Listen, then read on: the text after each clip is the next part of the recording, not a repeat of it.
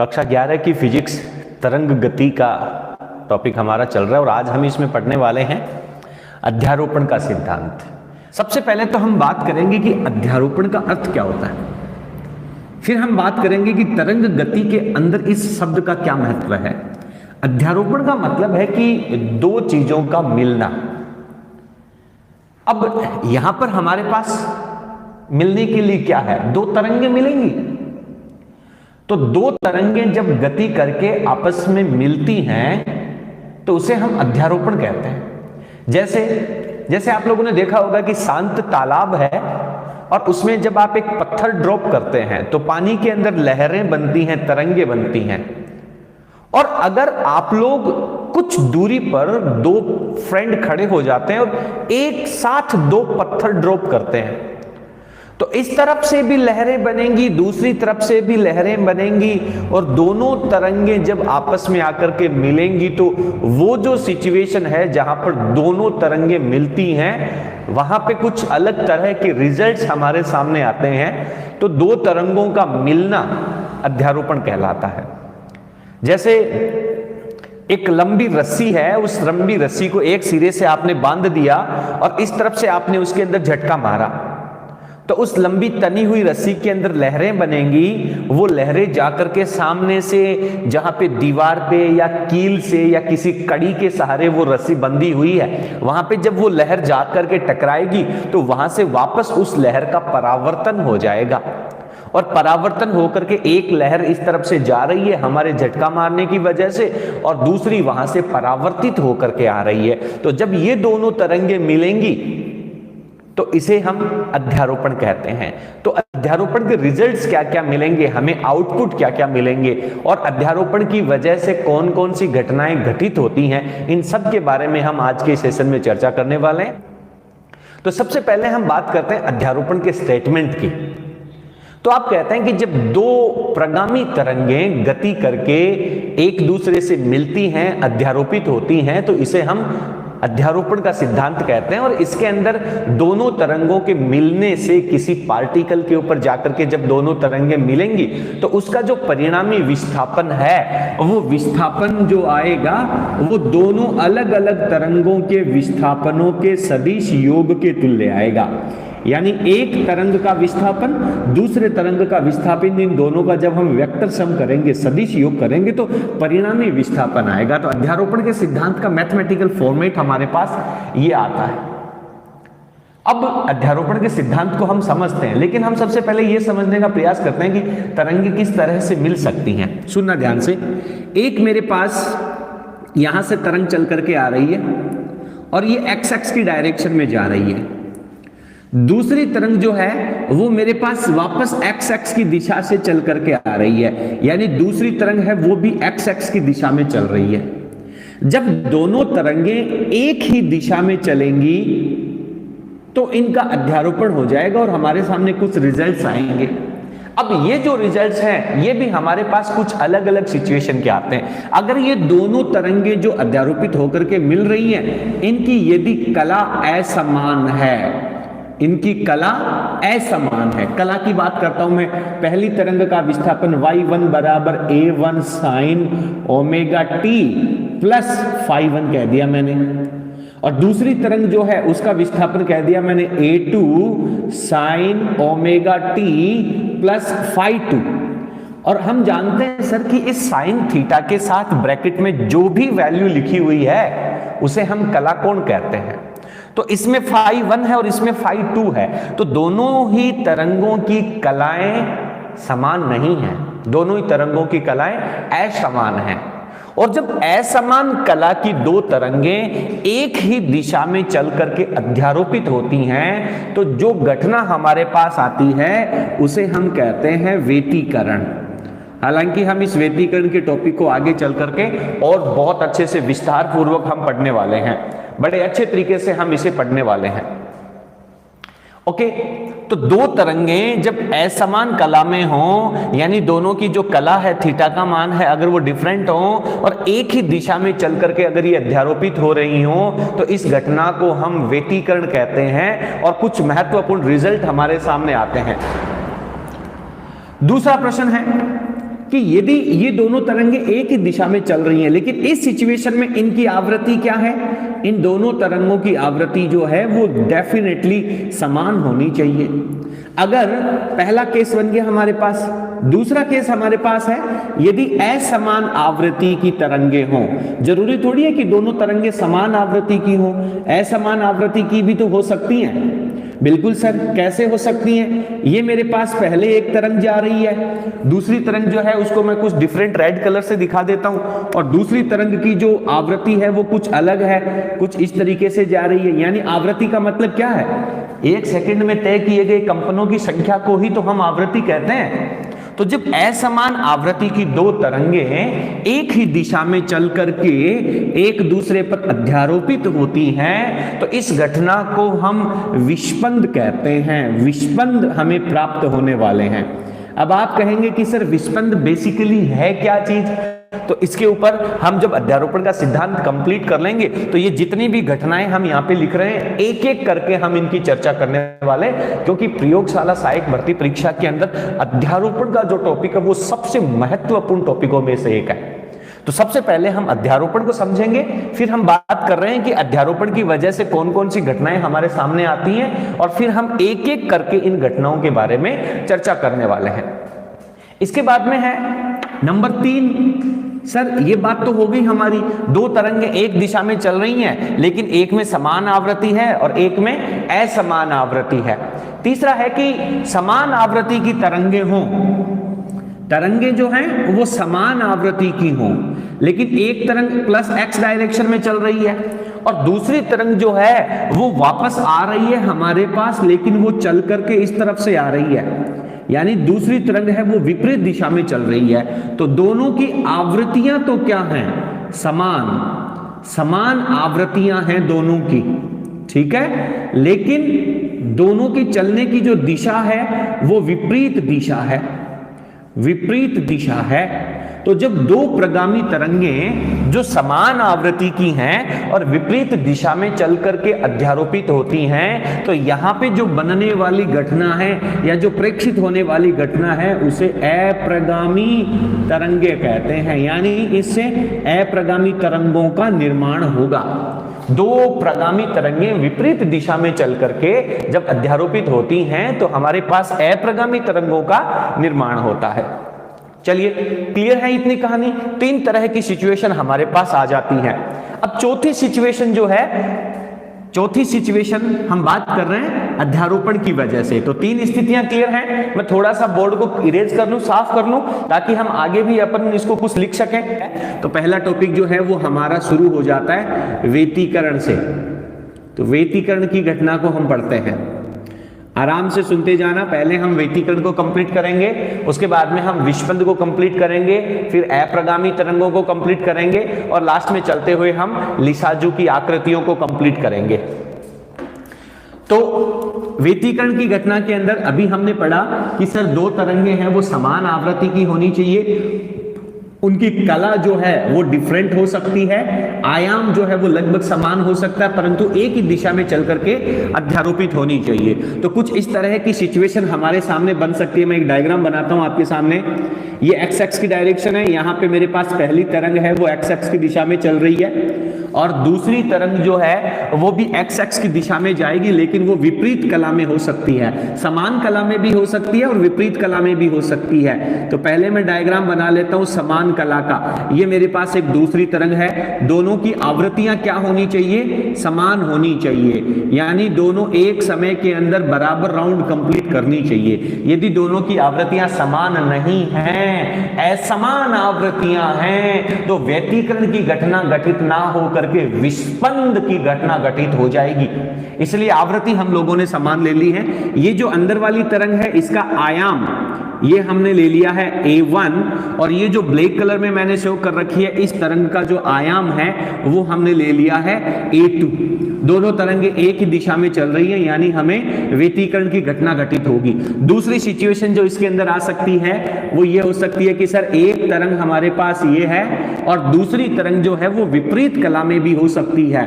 ये विपरीत कला में भी दूसरी तरंग है वो इसके ऊपर अध्यारोपित हो सकती है, ये सिचुएशन। तो इसका आयाम हम A1 कह देते हैं और जो दूसरी है ब्लैक कलर से हमने जिसे शो कर रखा है उसका आयाम है वो हम A2 कह सकते हैं। तो ये व्यतिकरण की घटना है और इसके अध्यारोपण के जो मैथमेटिकल रिजल्ट्स हैं पहले हम उनको क्लियर करेंगे, आफ्टर दैट हम ये डायग्राम दोबारा बनाएंगे और इनको पुनः समझने का प्रयास करेंगे। चलें आगे। क्लियर बेटा? व्यतिकरण की घटना। तो दो प्रगामी तरंगों के समीकरण हमें दे रखे हैं। y1 पहला विस्थापन है, a1 इसका आयाम है, साइन ओमेगा इसका कोणीय वेग है, यानी आवृत्ति यहां से निकल करके आएगी 2π/t और 1/t को हम आवृत्ति कहते हैं। तो ओमेगा का मान ω1 और ω2 नहीं होना चाहिए। क्यों नहीं होना चाहिए?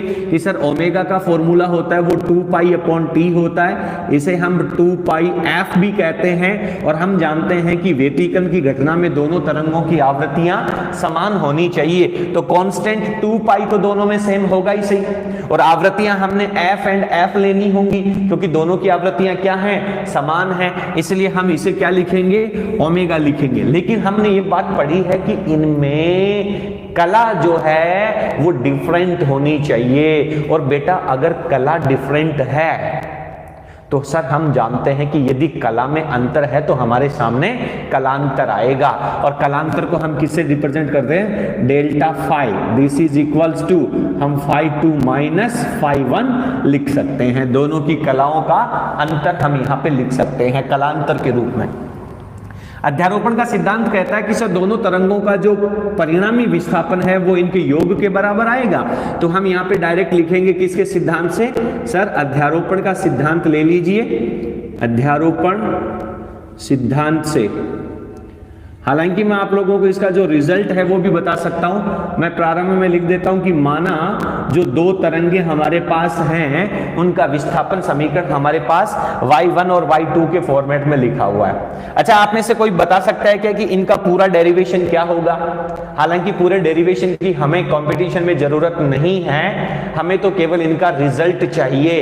इनका परिणामी आयाम कितना होगा और इनके अंदर कला का मान जो है, थीटा का मान जो है वो कितना आएगा। लेकिन फटाफट, बहुत इजी डेरिवेशन है इसलिए हम इसे एक बार पढ़ लेते हैं। इसे आपने कक्षा 11th में भी पढ़ा था, कक्षा 12th के अंदर व्यतिकरण के टॉपिक आपने अच्छे से पढ़ रखा होगा। हमारे चैनल के ऊपर व्यतिकरण का जो टॉपिक है उसके प्रत्येक टॉपिक के वीडियोज हैं वो बहुत अच्छी तरीके से अपलोड किए गए हैं। आप चाहें तो 12th क्लास की फिजिक्स के जो प्लेलिस्ट में जाकर के चैप्टर नंबर 12 जब आप देखेंगे और उसमें व्यतिकरण के सारे वीडियोज आप लोगों को पहले से मिल जाएंगे।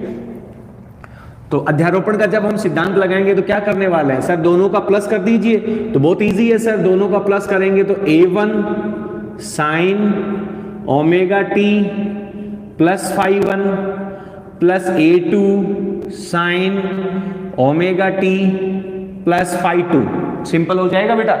आप मेरे को साथ साथ एक बार क्लियर करते चलें कि हर एक स्टेप आप लोगों को क्लियर हो रहा है, तो मैं मुझे इतना कॉन्फिडेंट हो जाएगा। क्योंकि अगर आप मेरे सामने होते तो मैं पढ़ लेता आपकी आंखों को कि किस किस को समझ में आ रहा है। अगर आप लोगों को क्लियरली समझ में आ रहा है तो आप मुझे आगे जाने का संकेत बार बार बीच में देते रहें, ठीक है। अब मुझे इसकी जरूरत नहीं है तो इसको मैं यहां से इरेज कर देता हूं। ये मेरे पास इक्वेशन आ जाती है। अब हमें क्या करना चाहिए? Sir sine a plus B और साइन a प्लस बी का इक्वेशन हमें ओपन करना चाहिए। और साइन a प्लस बी का क्या समीकरण होता है? कुछ मैथमेटिक्स के स्टूडेंट भी हमारे पास हैं, बायोलॉजी वालों को दिक्कत हो सकती है। साइन a प्लस बी का ओपन करने का क्या फॉर्मूला है बताएं?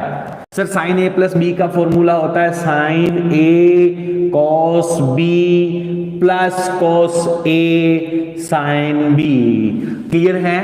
क्या मैं सही हूं कि साइन a प्लस बी का फॉर्मूला यही होता है? बिल्कुल सर, डेफिनेटली यही होता है। बड़ी अच्छी बात है। अरे ये a1 तो कॉमन है ना यार, ये तो इसके पूरे के साथ मल्टीप्लाई हो रहा है। इस पूरे को हमने दो भागों में तोड़ दिया, एक ये फंक्शन हो गया और एक ये फंक्शन हो गया। इनके बीच में ये दीवार आ गई तो ये दो भाग हो गए, और दोनों भागों को हम किससे मल्टीप्लाई करेंगे? a1 से भी मल्टीप्लाई करेंगे। तो इक्वेशन आ जाएगी हमारे पास a1 sine omega T cos φ1 plus cos omega T sine φ1, और a1 रहा है तो a1 हमारे पास इसके साथ में लगेगा। अब इस दूसरे को ओपन करना है, प्लस लगा देंगे। सर a2 तो चल ही रहा है, sine omega T cos φ2 plus a2 cos omega T and sine phi two. क्या मेरी बात एकदम क्लियर है? सिंपल, हमने केवल साइन ए प्लस बी का फॉर्मूला ओपन किया है। साइन ए प्लस बी का फॉर्मूला हमने ओपन किया है। सर बात तो हमें बड़ी अच्छी लग रही है, पर हम एक काम कर सकते हैं सर। क्या करें बेटा बोलो, हमें इसमें क्या करना चाहिए? इसके आगे के स्टेप में हमें क्या लिखना चाहिए? बता दें एक बार मेरे को कि सर इसके आगे के स्टेप में हम ये लिख सकते हैं। थोड़ा सा जब आप इसको बड़े गौर से देखेंगे तो आप लोगों को समझ में आएगा कि सर इसमें साइन ओमेगा टी है और इस फंक्शन में साइन ओमेगा टी है, तो क्यों ना हम इसमें से साइन ओमेगा टी को कॉमन ले लें। तो जब इन दोनों में से साइन ओमेगा टी कॉमन आएगा तो पहले पार्ट में से हमारे पास शेष फल बचेगा a1 cos phi 1 plus a2 cos phi 2, और इसके साथ में कॉमन आ गया हमारे पास साइन ओमेगा टी। इसी तरीके से इन दोनों पार्ट्स में से cos ओमेगा टी कॉमन आ जाएगा तो प्लस लगा दिया।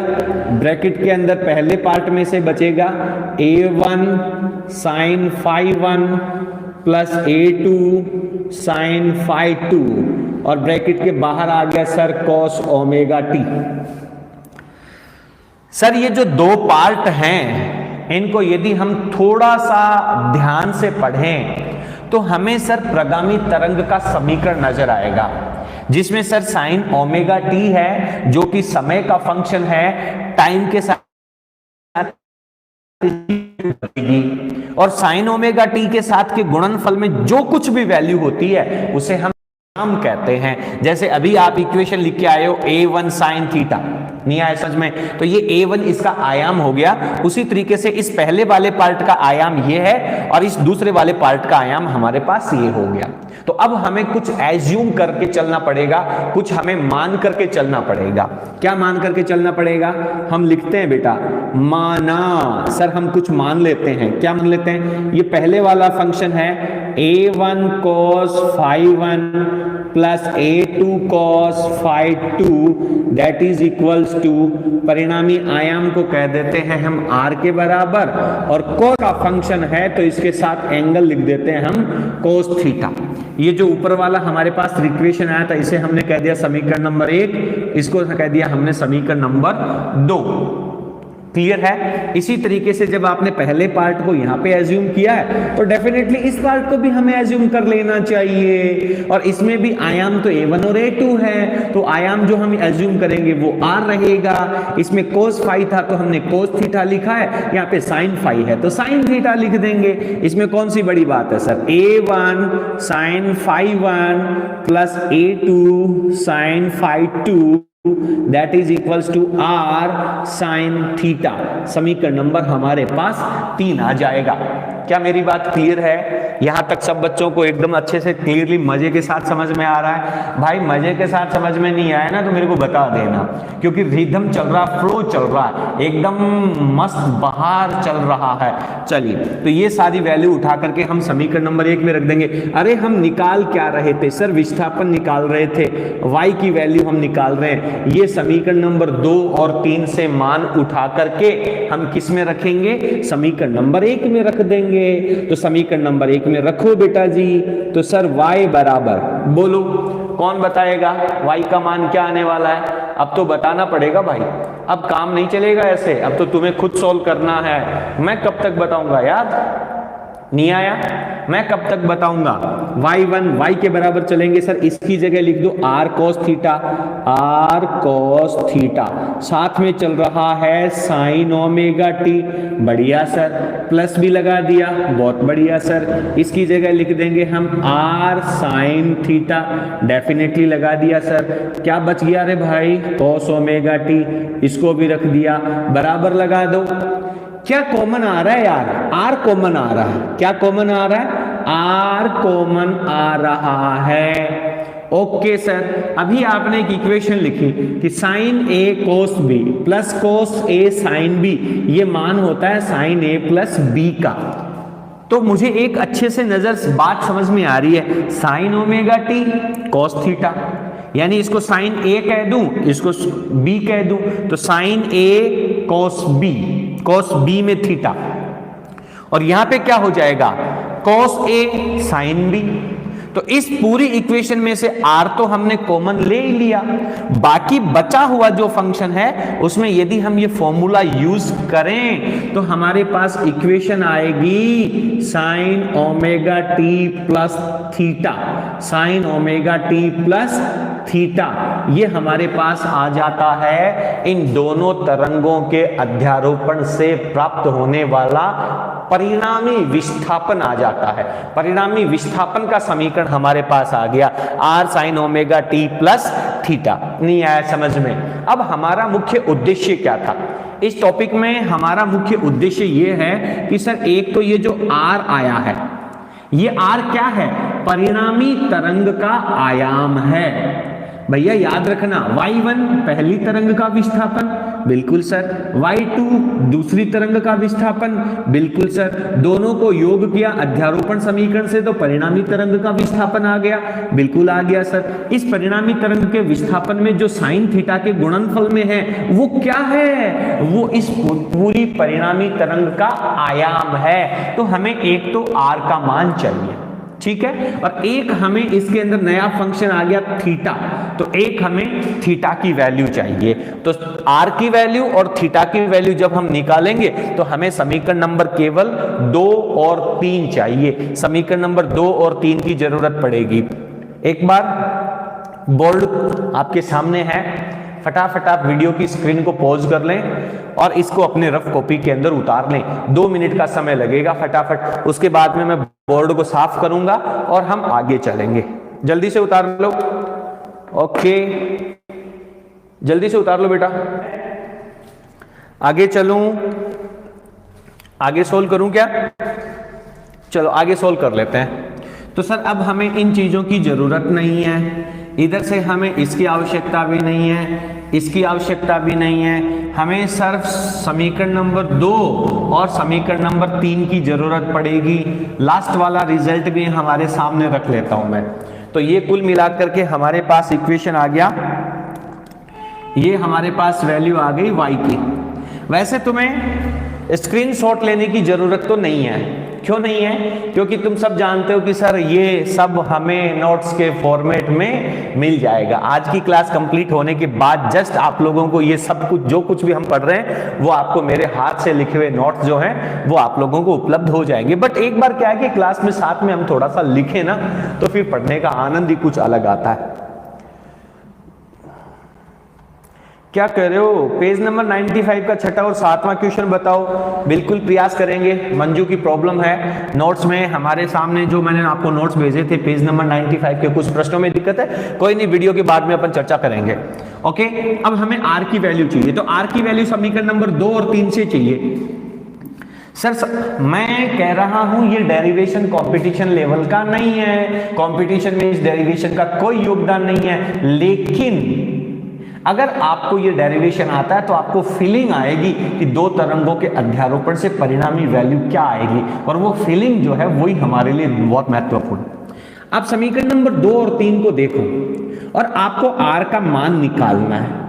तो सर r का मान निकालने के लिए हमें ये कोस और साइन जो है ये हटाना पड़ेगा। और अगर आपको याद हो कक्षा 12 का चैप्टर तो डेफिनेटली आप मुझे बता पाएंगे कि मुझे अब यहाँ पे क्या करना चाहिए। बताएं।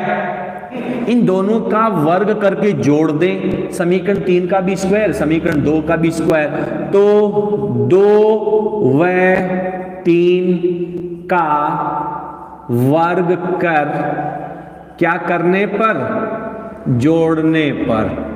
इन दोनों समीकरणों का वर्ग करके जोड़ दीजिए। चलो सर जोड़ते हैं। इसका वर्ग किया, इसका वर्ग किया, तो ये हो गया बेटा जी r स्क्वायर, क्योंकि ब्रैकेट में cos square theta plus sine square theta हो जाएगा। ठीक है, कोस स्क्वायर थीटा और साइन स्क्वायर थीटा हो जाएगा। ओके, और जिसकी value cos square theta plus sine square theta की वैल्यू 1 होती है तो वो हम यहाँ पे नहीं लिखेंगे, बट इन दोनों का तो हमें स्क्वायर लिखना पड़ेगा।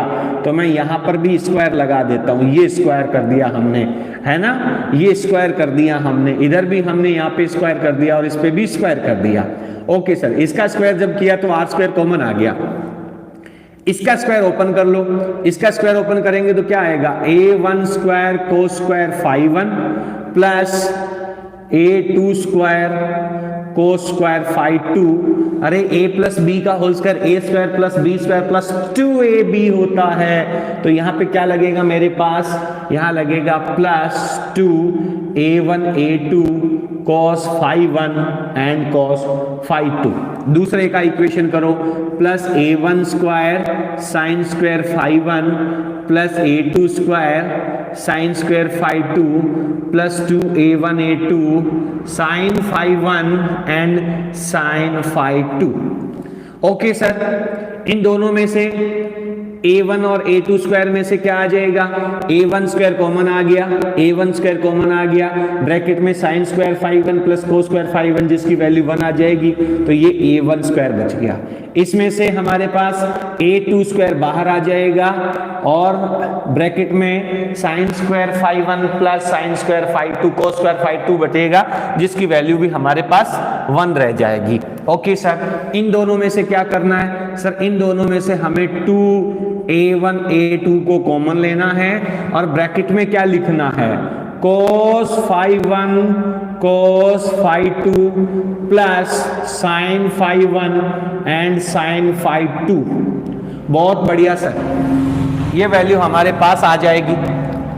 अब सर ये जो वैल्यू है, हमारे कुछ गणितज्ञ भी यहाँ पे बैठे हुए हैं, 12th के मैथमेटिक्स के स्टूडेंट्स भी बैठे हुए हैं, बताएं मुझे इसका सॉल्यूशन क्या लिखूं यार, cos a cos b plus sine a sine b का सॉल्यूशन क्या लिखूं मैं, cos a plus cos b cos a cos b plus sine a sine b का इक्वेशन क्या लिखूं मैं। कुछ गणितज्ञ हैं हमारे होनहार, बताएं बेटा इसका क्या इक्वेशन होता है। बहुत बढ़िया sir, cos a minus b, cos a minus b हम लिख सकते हैं, इसको क्या लिख सकते हैं हम, cos a माइनस b। अब इसमें a किसको मानूं मैं, इसको तो मैं मानूंगा a, इसको मानूंगा मैं b, तो cos a cos b sin a sin b, तो इसको cos a माइनस b हम लिख सकते हैं। तो फाइनली वैल्यू आ जाएगी a1 square plus a2 square plus 2a1 a2 cos a minus b, तो ये हमारे पास r का स्क्वायर आ गया, और जब स्क्वायर हटा देंगे तो हमारे पास रूट आ जाएगा, तो ये हमारे पास आ जाता है परिणामी आयाम। दो तरंगों का व्यतिकरण की घटना में जब अध्यारोपण होता है, व्यतिकरण की घटना दिखाई देती है, तो दोनों का परिणामी आयाम का इक्वेशन जो है वो हमारे पास a1 square plus a2 square plus 2a1 a2 cos phi 2 minus cos phi 1 phi 2 minus phi 1 आ जाएगा। इस फॉर्मूले को हमें अच्छे से याद करना है, यही रिजल्ट है वो हमें चाहिए और यही हमें कंपटीशन में आगे काम आने वाला है व्यतिकरण की घटना में, क्योंकि अध्यारोपण का सिद्धांत जो है वो हमारे लिए बड़ा महत्वपूर्ण है। तो ये रिजल्ट जो है वो आप लोगों को अच्छे से याद हो जाना चाहिए। एक बार वीडियो की स्क्रीन को पॉज कर लें, फटाफट पॉज कर लें, बाद में आप इसको दोबारा रिवाइज भी कर सकते हैं, हालांकि मैं आपको नोट्स जो है इसके उपलब्ध करवा दूंगा। तो ये रिजल्ट आ गया सर, ओके बहुत बढ़िया। अब हमें सर थीटा का मान चाहिए, थीटा का मान सर जब हमें चाहिए तो हमें क्या करना पड़ेगा बताएं, थीटा का मान और निकालना है बेटा।